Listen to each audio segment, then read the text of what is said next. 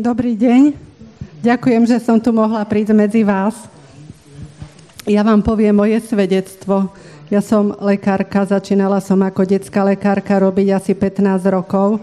A teraz som si spravila ďalšie špecializácie, všeobecné lekárstvo, paliatívnu medicínu, tak teraz sa venujem skôr takým, robím aj všeobecné lekárstvo, ale zomierajúcim onkologickým chorým. Toto svedectvo, čo vám poviem, vlastne som zažila v rokoch 1995 až 2000. Čiže moje deti boli vtedy malé.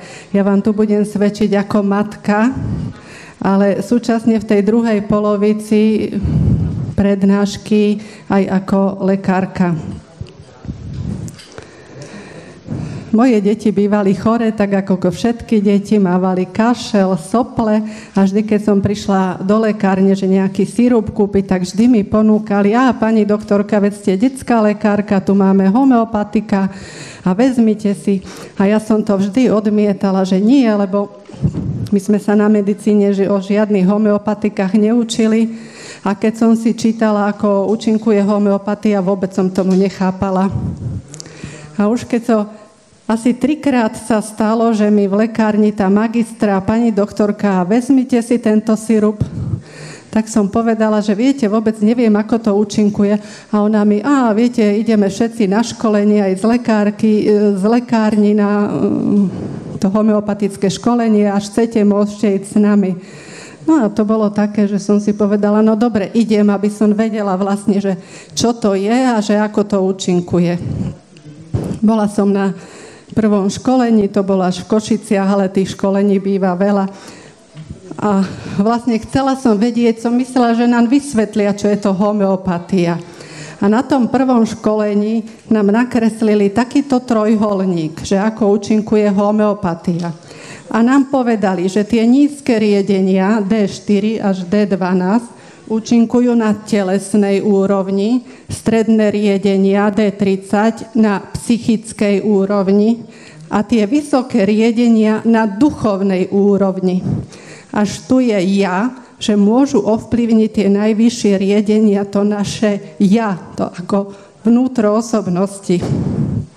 No ale viete, ja som si toto vypočula, nikdy predtým som nejako nepočula, že by lieky mohli účinkovať na duchovnej úrovni. Proste ja som si to uložila, ale ako ďalej som nad tým nerozmýšľala. A keď som sa vrátila domov, tedy som mala ešte len 2 deti, tak zrovna mali sople, kašel, tak som, že vyskúšam tie homeopatika. Ja som im dala tie guličky a predstavte si, že deťom tie sople a kašel prešli. A tie moje deti boli tedy v kontakte s bratrancami a sesternicami, všetci boli choré a tí ich bratranci a sesternice skončili na antibiotikách. A ja som bola taká úžasnutá. Viete, a tam na školení tvrdili, a to homeopatika sú z bylín a tak som bola úžasnutá, lebo som zvládla proste tento infekt bez antibiotík. No a teraz ďalej som skúšala. Chodila som na ďalšie školenia. Raz sa stalo napríklad, že dcéra chodila do škôlky a už mi do škôlky volali, že vaša dcéra má teplotu 39, dali jej paralen, som prišla pre ňu do škôlky, zobrala som ju domov a večer doma bola celá červená, rozpálená. Viete, ja som si ju ani dobre akože nepozrela, len mňa tedy napadlo, že červená, keď je rozpálená, že na to je homeopatikum belladonna. A ja som jej dala túto belladonnu, jej teplota poklesla, proste na druhý deň jej nebolo nič. Zase úžasnutá, ak jej to výborne zabralo. No a proste takto to išlo ďalej. Ja som mala napríklad bradavicu, som si dala homeopatikum, bolo po bradavici. Ďalšia dcera mala zápal priedušiek. To som sa už vtedy ako lekárka, viete, dala som riadne antibiotika, celú liečbu, ale po antibiotikách stále jej pretrvávali. Ja som to počula, lebo som si ju počúvala a auskultačný nález mala, že tam bol zápal priedušiek. A potom som povedala, no tak skúsim homeopatika. A tiež som jej opakovane dávala a jej toto prešlo. A proste tieto veci ma nabádali, že som chodila na ďalšie školenia, kúpila som si aj prístroje. až prišlo také, že ja som začala v takom mojom vnútri cítiť, taký hlas som počula, taký jemný hlas, že nelieč. Ale ja som nevedela, že čo to znamená. Viete, bola som doktorka, bola som síce v tom období na materskej, ale som že prečo, že nelieč? Ja som si dokonca normálne začala, že či mám nechať medicínu, ale hovorím však, žiadne rozhodnutia nemusím robiť, pretože som bola na tej materskej, len stále mi to nedalo pokoj, ten vnútorný hlas v tom svedomí. A začala som sa pýtať, lebo to bolo po revolúcii, vy ste tu ešte mladí, ale proste to sa na Slovensko začali všelijaké také nové prúdy hrnúť, všeličo. Ja som sa tak začala ľudí vypytovať a mali rôzne názory na homeopatiu. Jeden kňaz mi povedal, vieš čo, daj si pozor, lebo homeopatia má niečo z New Age. Ale viete, New Age to sú rôzne filozofie, ale to mi nehovorilo o tejto medicínskej stránke, to som odmietla. Dokonca ja som bola v kontakte s 2 biskupmi, ktorým som hovorila, že teda robím homeopatiu. A jeden mi povedal, aj ty? A ja som, že proste on bol na takom sedení s homeopatmi a že tí homeopati nevedia vysvetliť podstatu tej homeopatie. Ale nepovedal mi, že nerob to. Len proste bol taký prekvapený. Viete, nikto mi nepovedal, že nerob to. Len ma niektorí upozornili, že daj si pozor. No ale hľadala som aj literatúru, ktorá hovorila také názory proti homeopatii. No a raz sa mi dostala do rúk taká kniha o alternatívnej medicíne. A teraz v tej knihe sa písalo, zase tam bolo o homeopatii, že tam účinkuje nejaká kozmická energia. Ešte som si povedala, že blbosť, lebo tam žiadna kozmická energia neúčinkuje, to ani na tých školeniach nehovorili. Ale bolo tam, že alternatívna medicína sa často spája s mágiou a okultizmom. A toto proste homeopatria patrí medzi alternatívnu medicínu. A toto tak mi nejako naštrbilo to svedomie, som sa zlakla, že ja by som mala mať niečo spoločné s nejakou mágiou a okultizmom. A to doteraz si pamätám tú chvíľu, ak som bola doma. Hovorím, že to som väčšinu čas toho obdobia som bola na materskej a deti spali a v kuchyni máme kríž a teraz ja som si klakla pred ten kríž pred Ježiša. Ja som sa začala modliť.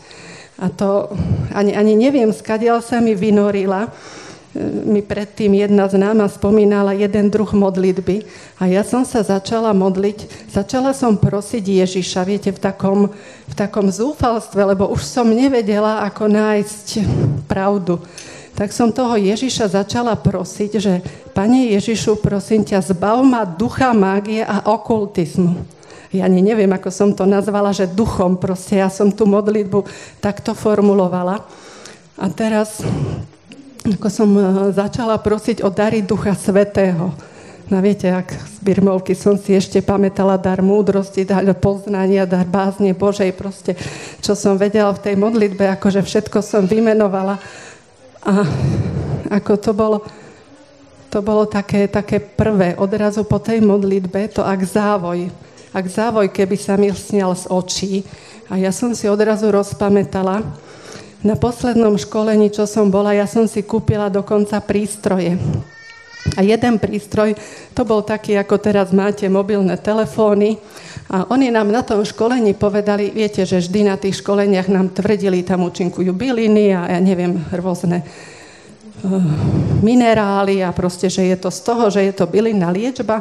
A potom nám povedali, a vy neviete, že tam neúčinkuje chemická látka, ale že tam účinkuje informácia? A ja som sa pýtala, že aká informácia?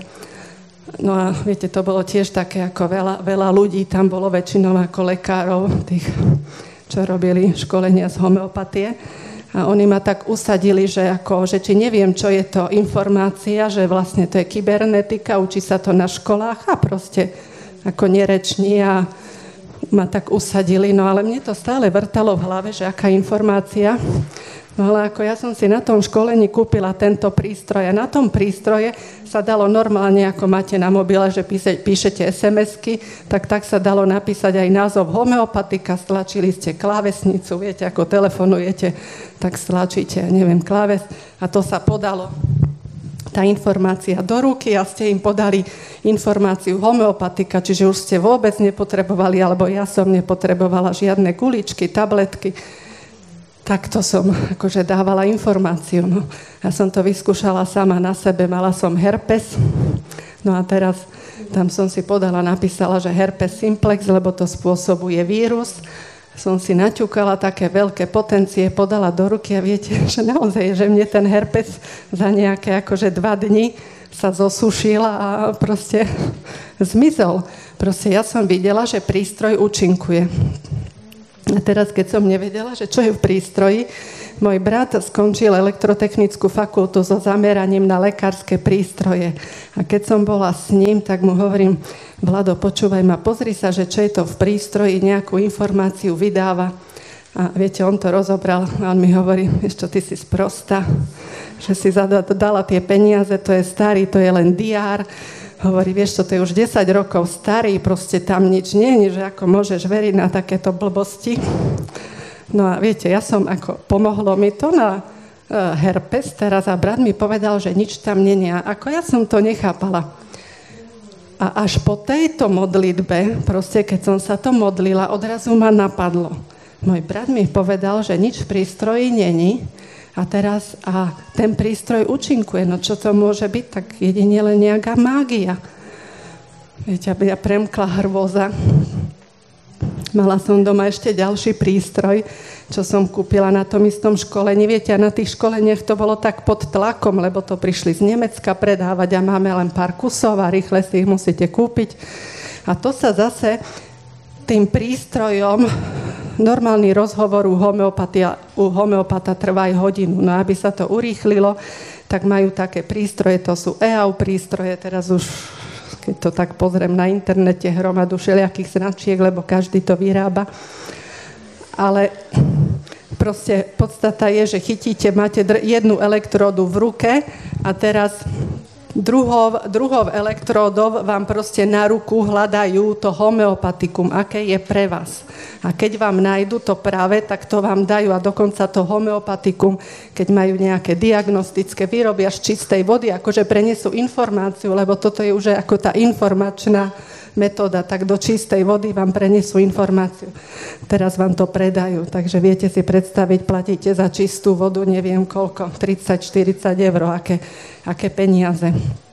No ale oni, keď nás na tom školení zacvičovali do týchto prístrojov, tak nám, akože sme si merali, to homeopatikum a to sa dalo týmto prístrojom merať aj energia v akupunktúrnych bodoch, no a že sa prenáša energia.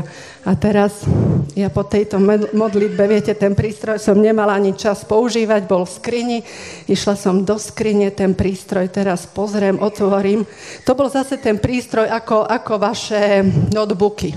Áno, proste jedna strana, druhá na nejaké, ja neviem, štuplíky a na tej, kde máte tú obrazovku, tam vám svietila, proste tam bol taký svetelný diagram.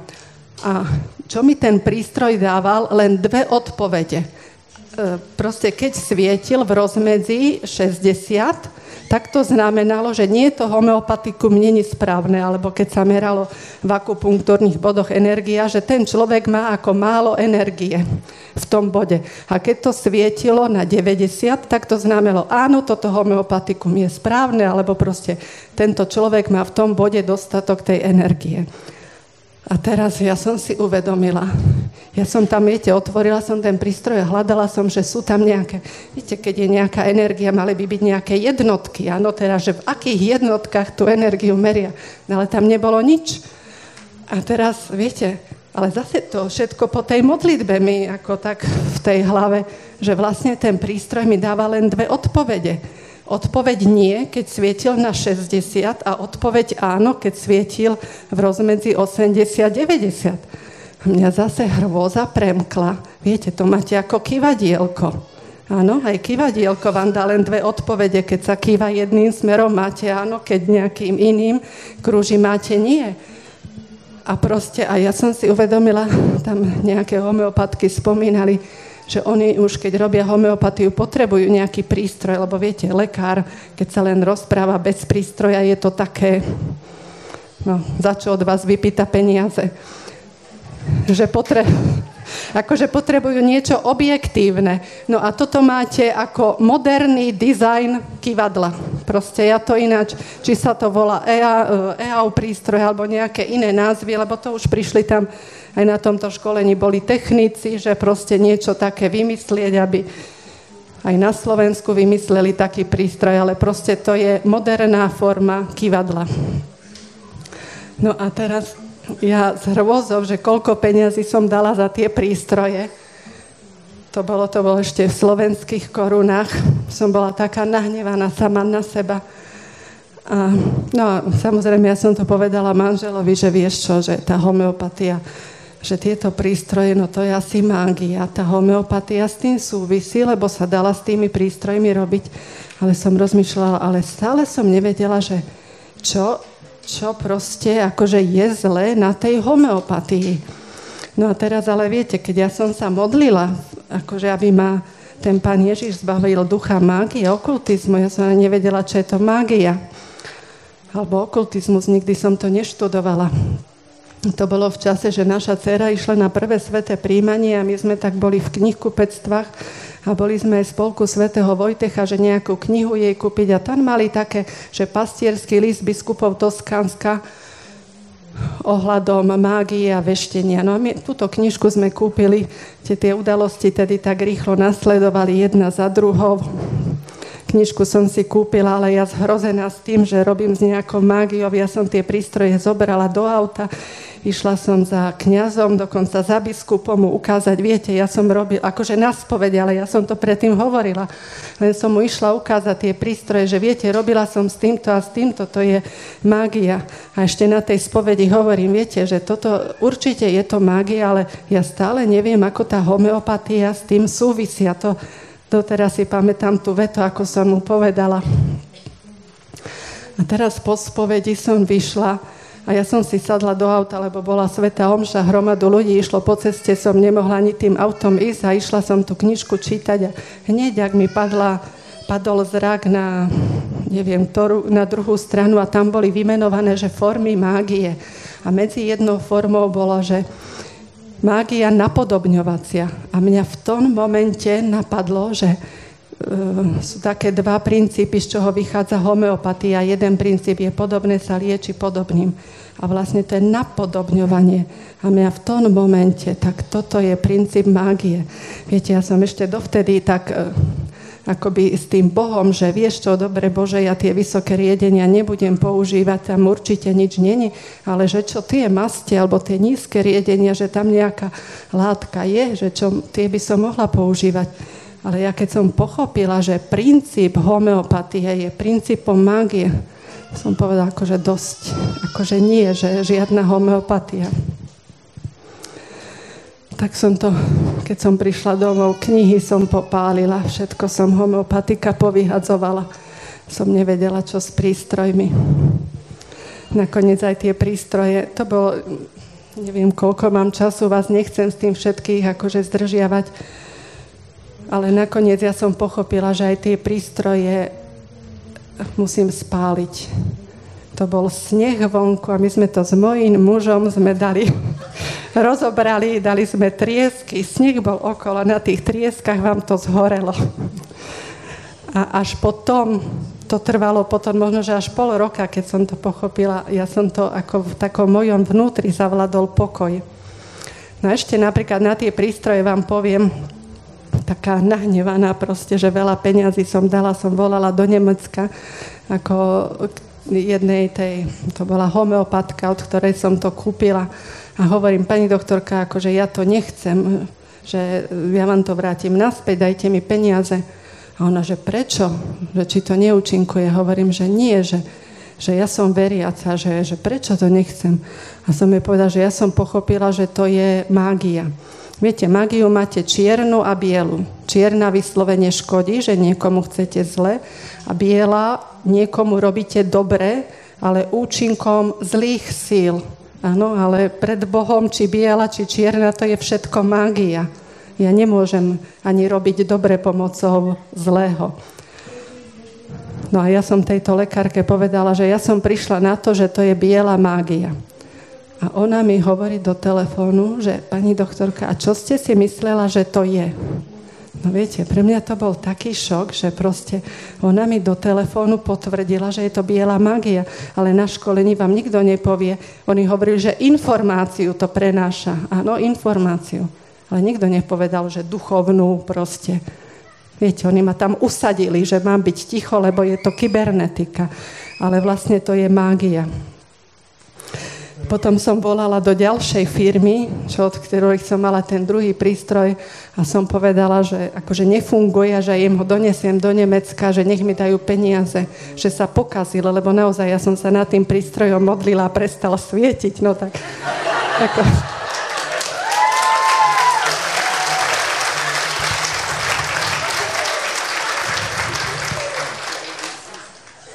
Ako ja som už potom, viete, nie, či čo tam akože bolo za príčinu, už som nezisťovala, len predstavte, že oni mi povedali, že a čo sa na tom prístroji dá pokaziť.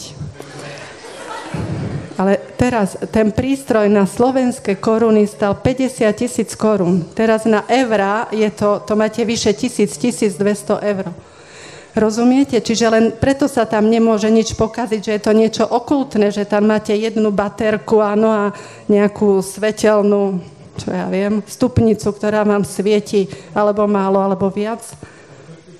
Chladnička, neviem, zoberme si prístroje, ktoré áno, sa môžu pokaziť, ale sa dajú opraviť, ale tuto, čo sa tam dá pokaziť. No, ale my sme to... Naozaj to bolo po modlitbách, čo som ja prišla na to, že vlastne to treba spáliť. Ja som dokonca mojho manžela nahovárala, vieš čo, poďme do toho Nemecka, že proste vráťme to. Môj muž mi hovorí, že vieš čo, že to je 5000 kilometrov a že no proste nebudem vám to tu všetko opisovať, ale ako naozaj ja som potom pochopila, že keby som mala tie peniaze za tie prístroje, to také slovo zase, ja som po tej, ak som tú homeopatiu skončila, začala som tak viacej čítať Sväté písmo. A na tieto prístroje také slovo som dostala ako Ananiáš a Zafíra. To si pamätáte, prví kresťania predávali svoje majetky a peniaze doniesli pred tých apoštolov, pred Petra. A najskôr išiel jeden z manželov a potom druhý. A oni si nejaké peniaze zatajili a ak vyšli stadiaľ, hneď ich stihla smrť. A teraz ja som povedala, viete, taká, že vrátime naspäť tie prístroje a že tie peniaze dám na nejakú evangelizáciu. A teraz tým, že mi môj muž začal hovoriť, že vieš čo, ale to bude stáť ako aj nejaký benzín a tak. A teraz, ale ja som nemala v tej hlave, viete, spočítané, či peniaze na benzín si z tých peniazí nechám, alebo čo. Len ja som pochopila, že ja keď to budem vracať, budem zase chytená v tých peniazoch a že vlastne čo sa mi môže stať. A že Boh nechce také peniaze z takýchto vecí, tak vlastne preto sme to spálili a proste nastal pokoj. No a ešte som vám nepovedala. Zo začiatku som bola taká nadšená homeopatiou, ale potom tej našej rodine začali problémy a ja som nevedela, z čoho to pramení. Ako našťastie ja som tie homeopatika dávala svojim deťom a sem tam známym, že nemala som žiadnu prax otvorenú. No ale tie moje deti, ako som krmila, tak dostatočne. A teraz tie problémy boli už aj predtým, ale ja som nevedela, z čoho pramedia. Napríklad syn, teraz už sú deti veľké, ale tedy syn mal 3 roky. A on také stavy agresivity chytal. On mal rád sladké, doteraz má rád sladké, ale vtedy proste to bolo pred jedlom, napríklad bolo, ja neviem, 11:30, ja som dovárala obed, on chcel sladké, ja hovorím, že počkaj chvíľočku. Nie, on mi liezol do skrinky, ja som sa bála, že skrinka na neho padne, lebo chcel niečo sladké jesť. Viete, to sa opakovalo denne a keď som mu hodila po zadku, on zase začal byť mňa. Keď som ho zavrela do izby, on vám proste rozhádzal celú tú detskú izbu, on vám otvoril, ak sme mali dvere, akože šaty, kde boli poukladané, to rozhádzal z poličiek, vyšiel na stôl, čo bolo na poličkách, všetko dole proste.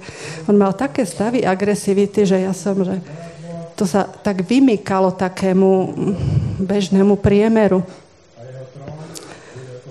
A ja som ako dovtedy, viete, všelijaké výchovné metódy som skúšala a tie napríklad stavy agresivity prešli, keď on v tej zúrivosti, niekedy ja som si normálne pri neho kvokla alebo sadla a ja som si položila, tak ako tu sa modlia, som si na neho položila ruky a ja som sa začala modliť. A po tej modlitbe on vždy proste to úplne sa otočilo, odrazu bol kľudný, počkal, vydržal na obed, sa naobedoval. On napríklad doteraz má rád to sladké, ale on už potom vedel, on sa naobedoval, mal cukrík pri tanieri, dal si cukrík, ale predtým, ako to, čo robil, to sa vymykalo všetkému. Ale viete, mne sa to, keď som prišla na to, čo je to homeopatia, mne potom to spätne že homeopatia účinkuje na tej psychickej úrovni. Áno, vyvoláva stavy strachu, agresivity. Proste ja som toto začala pobadať. Som sa napríklad ostatných mamičiek pýtala, ktoré dávali tiež homeopatické sirupy od kašla. Vám tu nechcem názvy hovoriť. Len takto vám poviem. A tie mamičky tiež mi povedali, napríklad jedna mi hovorí, vieš čo, moja dcéra tiež nemohla v noci spať, lebo keď zaspávala, proste plakala. A keď sa jej pýtala, že čo sa deje, takže vidí čierny oblak a ten čierny oblak chce zobrať jej brata. A ona sa toho bála a proste chcela spať s rodičmi v izbe. Čiže mne viaceré tie mamičky potvrdili, že tie deti mali nejaké problémy, len tie problémy prešli, keď prestali brať tie homeopatika. Ale viete, mňa to vtedy tiež nikdy nenapadlo dávať do súvisu s tou homeopatiou. Napríklad ďalší problém, čo bol, dcéra tiež raz mala taký sen, že to bola nejaká prechorená len víróza, nič vážne to nebolo, ale v pobede si zdriemla, bola u babky. No a či sa jej zdalo proste, že na ňu padajú nejaké škatule. A teraz babka bola v záhrade a keď sa vrátila, tak po celom dome hľadali, že aké škatule to mohli padať na tú moju dcéru, volali mi, ešte som ich vyhrešila, že prečo pozerá televízor, že to bude z televízora. No ale podobne sa opakovalo, ale začalo to byť vážnejšie. Raz sme boli preč a ona, to nebol sen, to bolo pri zaspávaní, ona sa rozplakala a mi hovorí, že videla diabla a chcel od nej, aby mu povedala áno. To bolo 9-ročné dieťa. To som ešte tedy stále nevedela, čo tá homeopatia je. Len ak plakala, tak som si ju zobrala k sebe a sme sa začali modliť, aby sa ukludnila. Ona bola medzi tým na prvom svetom prijímaní a toto sa stalo potom to som nevedela ešte, že je homeopatia. Až potom som na to prišla a boli sme cez leto na dovolenke v Tatrach a tam zase mi hovorí, to sme bývali v jednej izbe a ak bola kúpelka, tam bol taký sklobetón, ona mi hovorí, že mami, že tam sa svieti v tej kúpelke. Hovorím, nesvieti sa, spí. A ona mi to takto zase zopakovala, hovorím, spí. Ja som už aj zaspala a ona sa vám zdvíhala, išla do tej kúpelky a teraz, keď otvorila dvere, tak zase veľký plač a sa pýtam, že čo sa stalo? Ona mi hovorí, že vie, že tam bola taká veľká čierna postava, že sa na mňa pozerala a že mi chcela ruky, nohy odseknúť. No, ako to, viete, to bolo pre mňa strašné. Ja som plakala, ona plakala, ale to už bolo potom, že ja som vlastne vedela, čo tá homeopatia je a ja som si išla k nej a znovu tú istú modlitbu, čo som sa ja modlila, tak som zase na ňu položila ruky a som sa akože modlila nad ňou a som prosila, potom som aj jej hovorila, lebo však mala 9 rokov, viete, ona už vedela, vnímala A prosili sme Pána Ježiša, ja som to nazvala duchom homeopatie, že aby ju zbavil ducha homeopatie.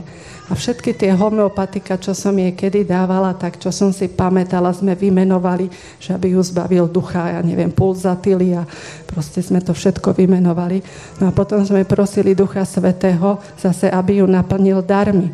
To máte modlitbu, že vlastne vy, keď vyženiete zlého ducha, to v tom vašom vnútri sa uvoľní prázdne miesto a vy ho musíte naplniť Duchom Svätým.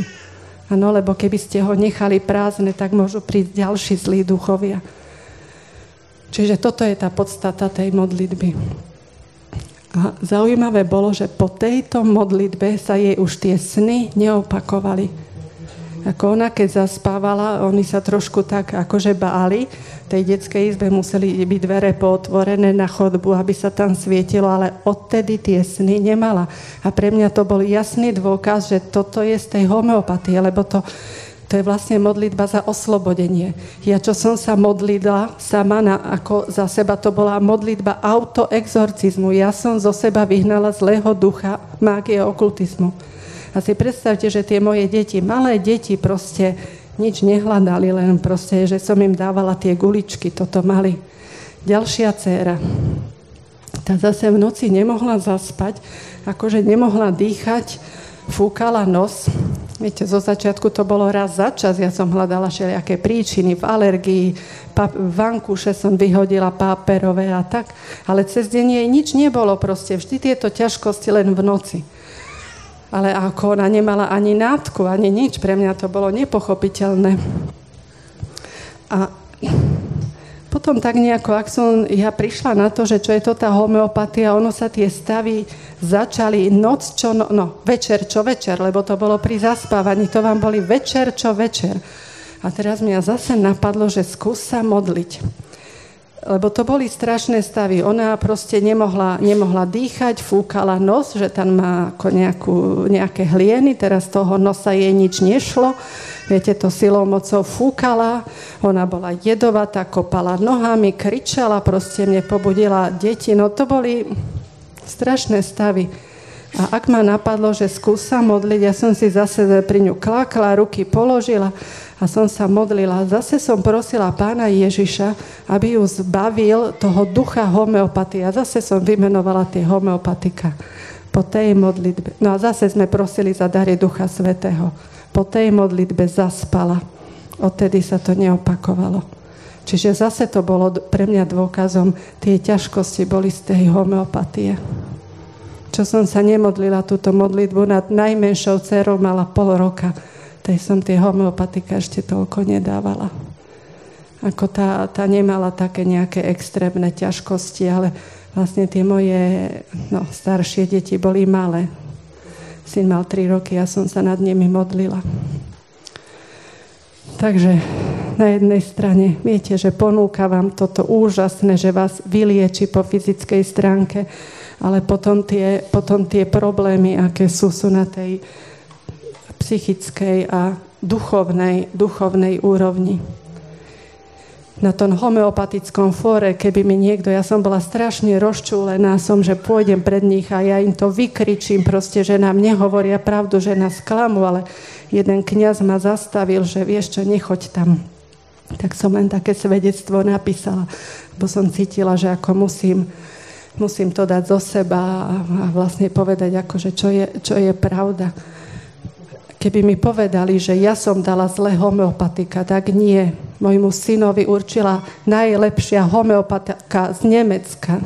Homeopatický liek, čiže nemôže mi niekto povedať, že ja som mu dala zlé homeopatikum alebo deťom, alebo mne, pretože aj mne určili homeopatiku, najlepší homeopati na Slovensku. Takže to, že by mi niekto vyčítal, že ja niečo, nie.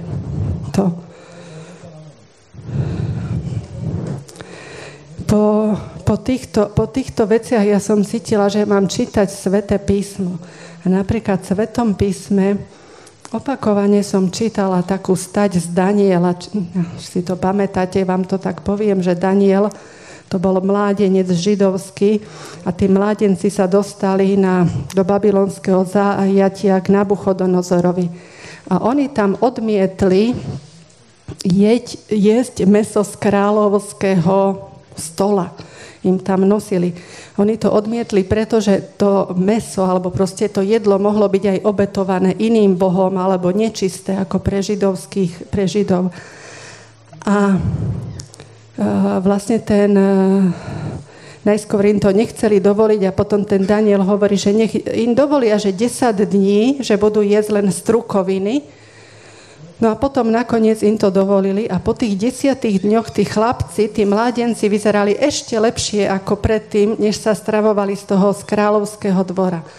A ja som stále čítala túto stať a s tým mojím kňazom, spovedníkom už hovorím, že viete, ja si myslím, že ja by som sa mala postiť, lebo vlastne to bolo postenie od tých mládencov.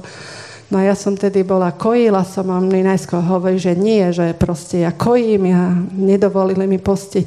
Ale viete, tým, že opakovane tú stať som čítala, ja druhýkrát pri spovedi mu hovorím, že ja cítim, že Boh chce odo mňa, aby som sa postila. Tak mi povedal, no dobre, ale jedno teplé ako jedlo musím mať. Tak na obed som ako mala polievku, však tekutiny som pila. Aj nejaký chlieb som si dala. A ja som sa takto začala piatky postiť a teraz jeden piatok, keď som sa tak postila, proste deti, viete, vždy, keď deti šantia, tak sa bijú a krikuje doma a ja som si uvedomila, tie moje deti sa hrali v detskej izbe, už ich boli 4 a bolo ticho. A odrazu, viete, tak som si, naozaj to ten pôst robí, že som sa začala postiť, že proste bol taký kľud, oni boli také kľudné, radostné. A som si uvedomila, že viete, ako v Svetom písme sa píše, že niektorí tí duchovia sa vyháňajú modlitbom a pôstom. Že naozaj, že ešte asi aj ten pôst bol potrebný, aby sa tá naša rodina zbavila všetkých tých problémov, ktoré z tej homeopatie prišli. No a to, že deti začali čítať Sveté písmo, to ako ja som bola sama úžasnutá. Jedna dcera 9 rokov, druhá mala vtedy 8 a oni veľké Sveté písmo si otvorili a čítali. Hovorím, a vy tomu rozumiete? A proste oni to čítali. Ako viete, to nehovorím, že to teraz dennodenne čítajú, to tak nevydržalo, ale proste to, že po tej modlitbe odrazu úplne boli akože zmenené. Čiže toto je také moje svedectvo. Teraz vám ešte niečo poviem. Ja som stále nad tým, viete, potom odo mňa chceli, aby som napísala to svedectvo. Ja som to napísala, ja som sa znovu vrátila k tomu, som to študovala, tie základné diela Hahnemana, že vlastne čo tam je chybné a tak. A ja som prišla na dve veci. V čom je tá homeopatia zlá? Teraz vám chcem povedať autoritou lekárky. Áno, lebo niekedy počujem také, že lekári nepovedia, že tá homeopatia je zlá. Homeopatia nie je medicínsky odbor. Preto sa lekári k tomu nevyjadrujú. Medicínske odbory máte pediatriu, detské lekárstvo, áno, chirurgiu, ja neviem, internú medicínu, máte traumatológiu. Toto sú vedecké odbory v medicíne, ale homeopatia není medicínsky odbor. Homeopatia sa na Slovensku prevádzkuje ako liečiteľstvo. Liečiteľstvo, na to netreba mať titul z medicíny. Na to stačí proste živnosť, liečiteľstvo a mať nejaké tie homeopatické školenia. Že to robia lekári, pretože tých lekárov nahovárajú na tie školenia. Lekár vám nemôže, keď prídete k lekárovi a že vám doporučí homeopatikum, to není medicína. Proste to si on nemôže dovoliť. Keby sa vám niečo stalo a dá vám nejaké homeopatikum, on je za to trestne stíhaný. Na liečbu určitých ochorení sú guideliny. Áno, to znamená, že to sú určité doporučenia. Máte, ja neviem, onkologického pacienta, to sú určité doporučenia liečby. Ale nikde tam nie sú homeopatika. Homeopatia nie je medicína, aby ste akože vedeli. To, že sa homeopatika predávajú v lekárni, to je vecou zákona. To sa po revolúcii týmto homeopatom podarilo presadiť, že vlastne pri registrácii všetky liečivá musia prejsť na slovenskú registráciu cez ŠÚKL, to je štátny ústav pre kontrolu liečiv. A im sa podarilo presadiť zjednodušený registračný postup. Čiže od tie firmy, ktoré chcú na našom trhu predávať homeopatika, idú týmto zrýchleným alebo proste zjednodušeným registračným postupom.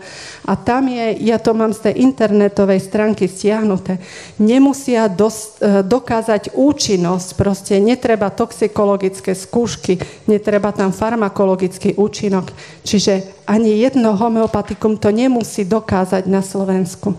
A preto oni sa dostali do lekárni, pretože to je tam, aké by bola výnimka v tom zákone. V štátoch Európskej únie, ktoré keď aj homeopatika sa berú ako by liečivá, musia dokázať svoj účinok a toxikológiu, ani jedno homeopatikum není registrované. A u nás je to takom, no proste, ale ako je to v tom zákone, teraz je už aj nový zákon o liekoch z roku 2011, aj tam som pozerala, ako je to zjednodušený registračný postup, takto sa dostali a máme ich v lekárniach. Ale homeopatia nie je medicína. Teraz vám ešte, že ako homeopatia vychádza na dvoch princípoch, aby ste chápali, že v čom je tá podstata zlá. Dva princípy základné, to sú pre všetky homeopatické školy, či je rakúska škola, ktorá má riedenia 1:10, či je to francúzska 1:100, alebo indická, alebo neviem, aké to všelijaké veci si vymýšľajú, ale podstatou je pravidlo riedenia a dynamizácie. A to vám trošku, ja som si preto tie obrázky, aby ste to pochopili. Základnou, tie homeopatika majú nejaký základ, to je materská tinktúra. Homeopatikum môže byť napríklad belladonna, to je lúlok zlomocný, to je toxická látka. Môže byť z harmančeka, to je chamomila. Môže byť včela, áno, z včely vyrobené. Arzén, zlato, ja neviem, ortuť. Ale sú aj akože iní, pulzatila, z iných akože bylín je. A tie roztoky základné, to sa volá materská tinktúra. To je tuto. A tento jeden dielik tej materskej tinktúry sa spojí pri riedeniach ako decimálnych 1:10, to je rakúska škola, sa jeden dielik materskej tinktúry spojí s 9 dielikami vody. Sa to zriedi a dostaneme riedenie D1, čiže to je prvé riedenie, to sa vôbec nepoužíva. Potom z tohto riedenia D1 zase sa zoberie jeden malý dielik tej látky a zase sa tam dá 9 dielikov vody. A vznikne nám riedenie D2.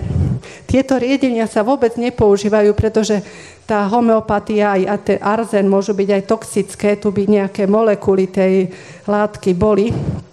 A tých riedení sa robí takto strašne veľa, že vždy sa zoberie zase jeden dielik z tohto riedenia D2, 9 riedikov vody, vznikne nám riedenie D3 a tak sa to robí až do riedení.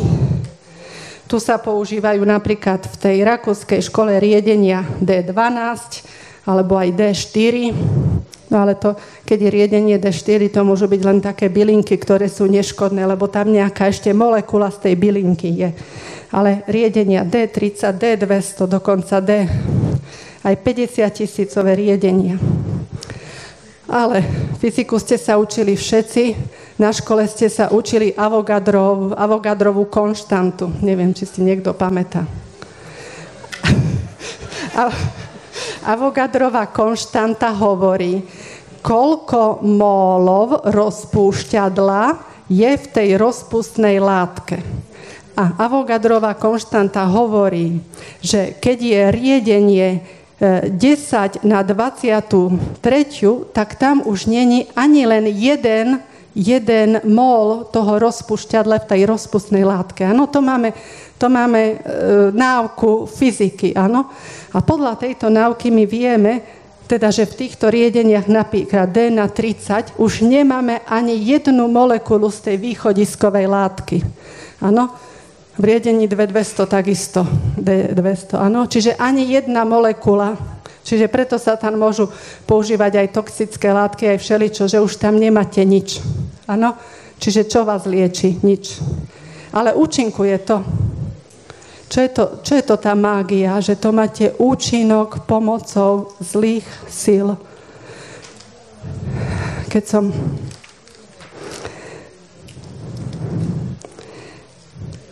Toto ste, hádam, pochopili, čo je toto pravidlo riedenia, dynamizácie. Vždy, keď sa to zriedi, tak oni to potrasú. Ako pritom, to mi niektorí hovorili, že sú nejaké zaklinacie formulky, tam žiadne formulky nie sú, to je normálne továrenská výroba. Ďalšie ale pravidlo, toto je prvé pravidlo, čo som vám hovorila. A ďalšie pravidlo v homeopatii je podobné sa lieči podobným. Toto nemáte v žiadnej vedeckej medicíne. A čo som hovorila, že ja som na to vtedy prišla, že homeopatia je mágia, keď som zistila v tej knižke, že formy mágie napodobňovacie. A teraz vám to, až to pochopíte, sa vám to budem snažiť vysvetliť, že čo to je.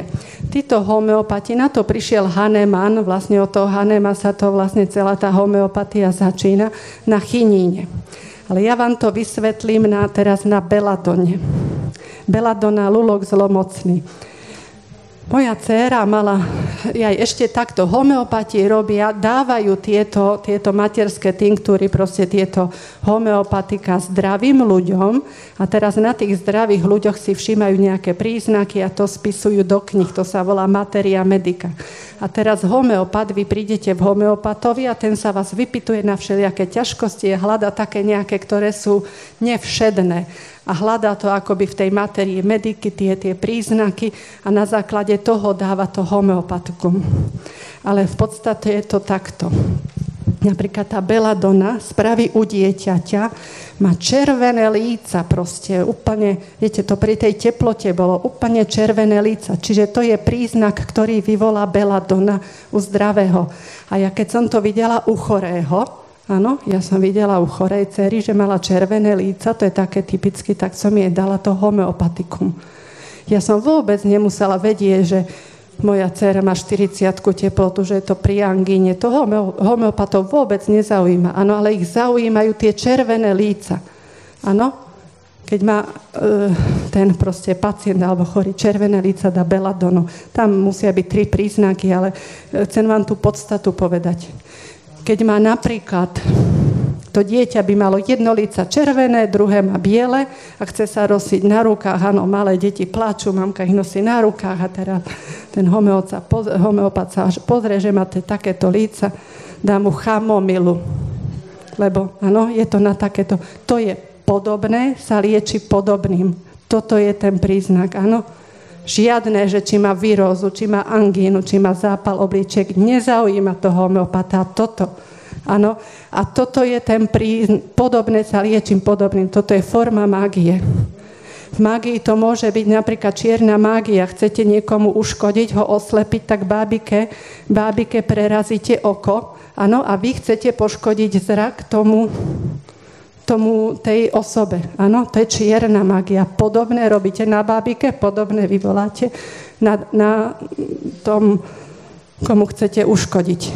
A toto podobné vyliečite proste toho chorého homeopatikum, ktoré vyvolalo u zdravého podobné ťažkosti. Toto je mágia. Na tom to je mágia. Žiadna vedecká medicína. Teraz keď som ja prišla na to, že mágia, viete, ja som ani nevedela, čo to mágia je, lietali sme v všelijakých ťažkostiach, tak som chcela, ako boli sme rodina veriaca, že do kostola sme chodili, k sviatostiam sme chodili, ono sviatosti vás ochránia pred nejakým takýmto vplyvom, ale zase tiež nemajú. Ja som ako hľadala, že ako som sa do toho dostala. A bola som na jednom seminári, Páter Vela, čo robí za vnútorné uzdravenie. A teraz on hovorí, že pri mágii, ten, kto praktizuje mágiu, otvára sa prívu zlého. A vlastne ja som si uvedomila, áno, dávate homeopatiku, vy ste vtedy otvorení akoby vplyvu zlého ducha, áno, na vás účinkuje. To je inteligentná bytosť a on vie, aké máte ťažkosti, áno, že môžete mať strach, tak vám zhorší strach, alebo ste agresívni, tak ešte tú agresivitu, áno. Na jednej strane vám môže dať zdravie, áno, dá vám zdravie, ale na druhej strane toto je daň, za ktorú platíte. A mne akože bolo zo začiatku veľmi ľúto, že som uškodila deťom, uškodila som známym, ja som to každému porozprávala, že čo to je a proste, aby sa toho zriekli. Ale uvedomte si, že vlastne aj tie moje malé nevinné deti, ktoré nevedeli, že čo to je, len tým, že to proste užívali, sa otvorili zlému. Našťastie, že máme Pána Ježiša, máme tie modlitby, ako to bola taká skúška v živote a ja som tedy pocítila pomoc toho Ježiša, toho Boha. Viete, že nás zachránil. Keby to nebolo, tak neviem, či chodím s nimi po psychiatriách, alebo proste kde v akých problémoch, do akých problémov by sme sa dostali, ale tam som si uvedomila, že to je úžasná pomoc Boha. A vlastne ešte to, že ja som ten hlas počula, že nelieč, len ja som zo začiatku nevedela, že je to Boží hlas. Viete, až potom som si uvedomila, že Boh má taký jemný hlas, Boh sa vám prihovára do svedomia, len ho musíte počuť. A niekedy, keď tie vonkajšie vplyvy vás ťahajú tam, tak človek to tak, ako keby toho Boha nepočul, ale Boh sa vám prihovára. Ako Boh má rád každého človeka, každému do svedomia, každý počuje ten jeho hlas.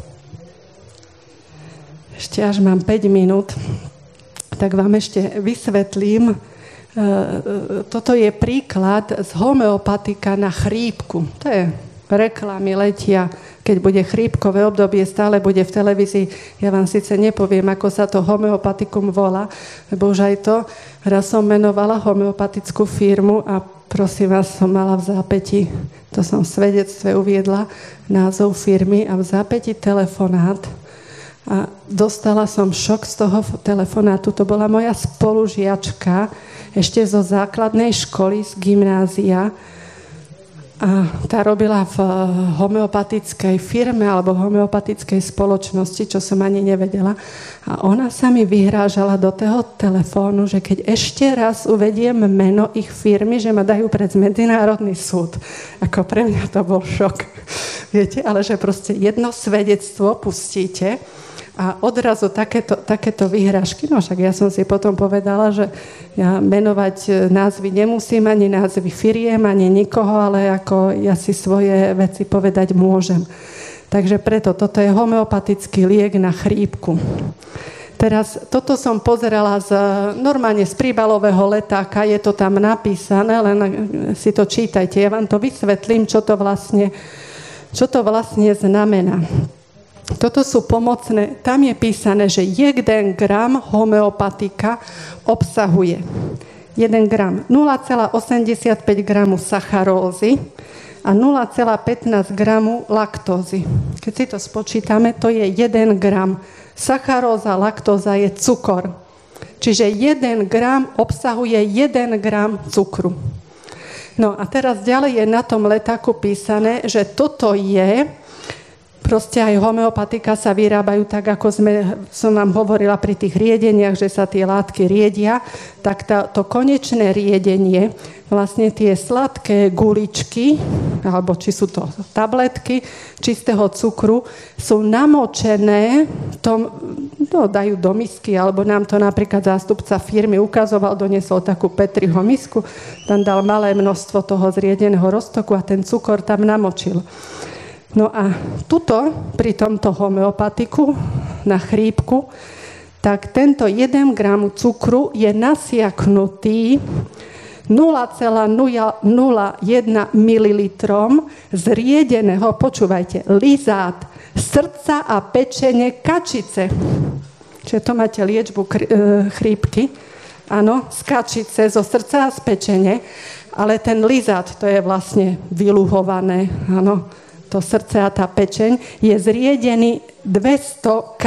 To je korsakovské riedenie. A to korsakovské riedenie sa robí tak, ten Korsakov to bol Rus a ten v homeopatii vymyslel, že proste najskôr tam akoby ten lízat dal, áno, roztrepal, vylial, dal tam čistú vodu, lebo on veril, že na stenách tej nádoby nejaké molekuly budú, čiže dal tam čistú vodu, zase vylial a takto to spravil 200 krát. Áno, a to posledné 200, čiže tam už z srdca spečenie nemáte skoro nič, máte len tú čistú vodu, čiže ten 1 gram cukru namočili do 0,01 ml toho zriedeného roztoku a toto vám predávajú na prevenciu chrípky. Zaplatíte za to 7 €, tak isto ako na očkovaciu látku na chrípku. Viete, aký je to dobrý biznis? Čistý cukor. No, nehovorím akože o tých účinkoch. Keď si zoberete, že 200K, tuto sme hovorili, že 200, to už vám môže účinkovať aj na duchovnú úroveň a vy to ani nepostrehnete. Vy to ani nepostrehnete, že aký vplyv to na vás môže mať. Ja nehovorím, že na každého to má vplyv, pretože tým, že ste veriaci a chodíte do kostola, modlíte sa sviatosti, nemusí to na vás účinkovať, ale môžete začať, vtiahne vás to, pôjdete homeopatovo, vtiahne vás to tam a vás to vtiahne do ďalšej alternatívnej medicíny. Keď som sa rozprávala s niektorými po tí homeopati, čo robili okolo mňa, som každému povedala, vieš čo, toto je mágia, nerob a tak. A jedna doktorka mi hovorí, že vieš, však ďalší chodia na školenia čínskej medicíny a tak, a reinkarnácia. A proste takto vás to ďalej ťahá. Takže to je asi tak všetko odo mňa.